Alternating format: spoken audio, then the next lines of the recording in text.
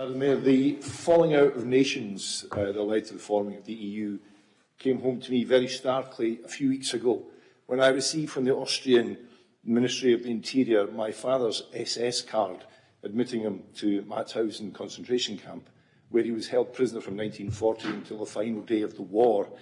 That is an underlying motive for us having the EU, which primarily has been about blurring boundaries and burying hatchets.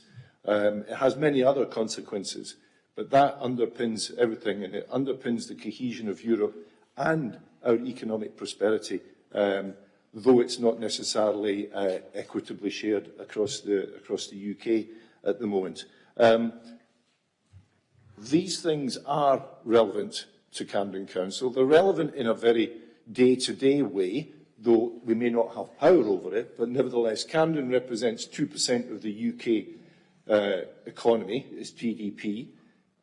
I believe that any form of Brexit, no matter who negotiates it, will harm this country's economy and therefore have a big impact on Camden, which in turn will have a big impact on the finances of this council, which will have a big impact on the services we provide, which will have a big impact on our communities.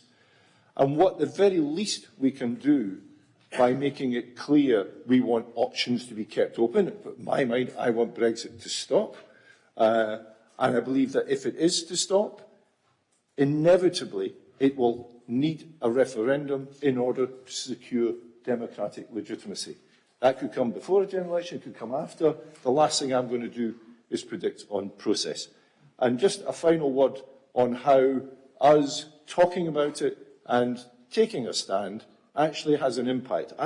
Since the referendum, I've been literally flying the EU flag from the front of my house, as many people know. On Christmas Eve, I received an anonymous Christmas card addressed to the EU flag-waving household.